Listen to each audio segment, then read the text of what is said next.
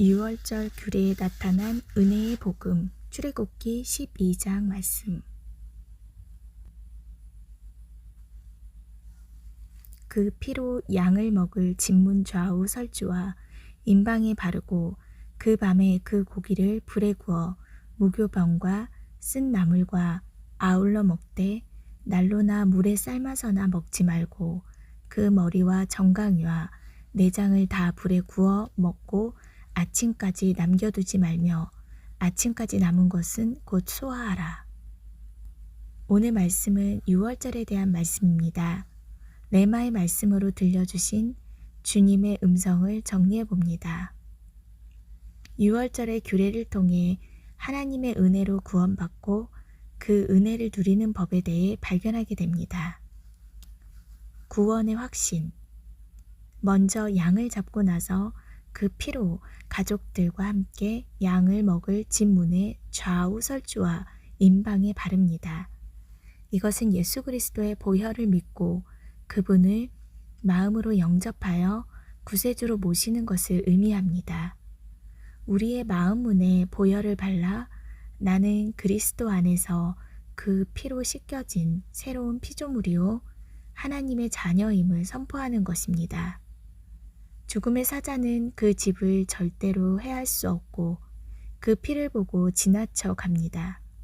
그리스도의 보혈 안으로 들어가 확실하게 거듭난 하나님의 자녀들은 영원히 멸망치 않게 되며 누구도 아버지의 손에서 빼앗을 수 없습니다. 내가 저희에게 영생을 주노니 영원히 멸망치 아니할 터이요 또 저희를 내 손에서 빼앗을 자가 없느니라. 저희를 주신 내 아버지는 만유보다 크심에 아무도 아버지 손에서 빼앗을 수 없느니라.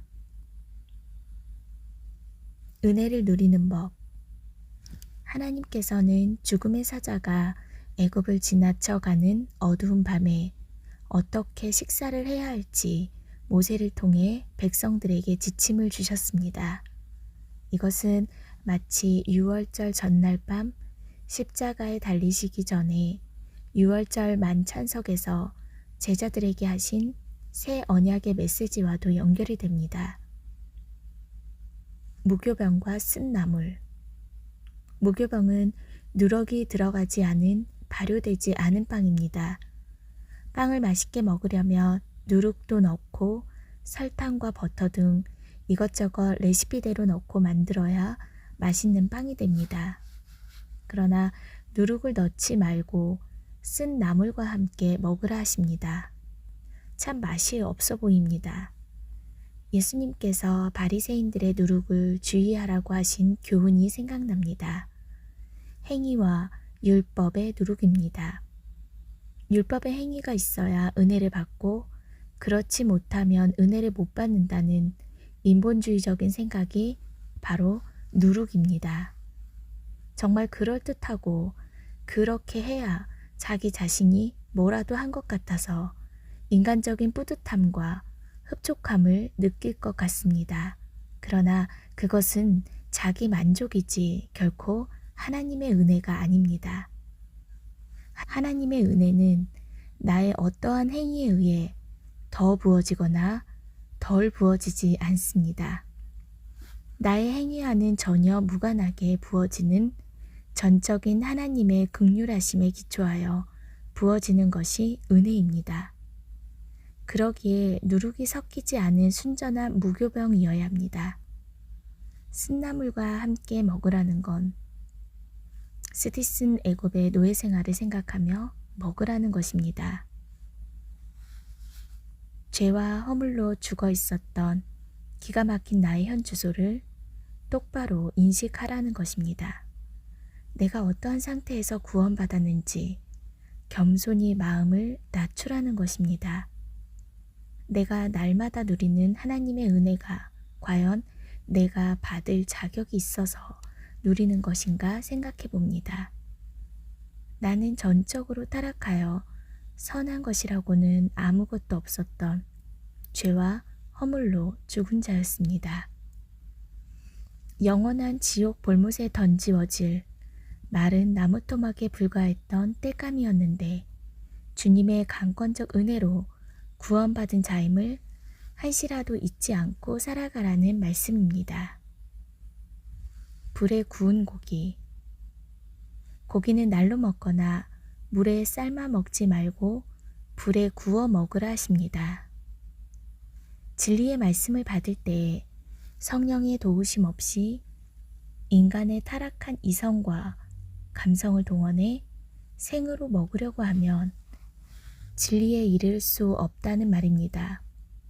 반드시 내주하시는 성령의 불로 조명되고 비추어진 영의 말씀으로 받을 때 비로소 자기 자신에게 적용된다는 뜻입니다. 아침까지 남겨두지 말라. 이 말씀은 아침마다 새롭게 부어지는 은혜의 풍성함을 나타냅니다. 어제 받은 은혜가 있으면 오늘 주실 은혜가 있다는 말씀입니다. 여호와의 자비와 긍휼이 무궁하심으로 우리가 진멸되지 아니합니다. 이것이 아침마다 새로우니 주의 성실이 크도소이다. 물론 과거에 받은 은혜를 계수하며 소중히 마음에 간직하는 태도는 매우 중요합니다. 그러나 날마다 주님과 동행하며 매일 부어주시는 그날의 은혜를 받아 흡족하게 누린다면 은혜를 주시는 하나님의 입장에서는 매우 기쁘고 흐뭇하실 것입니다. 오늘도 성령께서 조명해 주신 하나님의 은혜를 소중히 간직하며 내 안의 모든 부패한 죄악을 소멸하시는 은혜의 위대한 역사를 목도하며 전심으로 기뻐하고 감사해야겠습니다.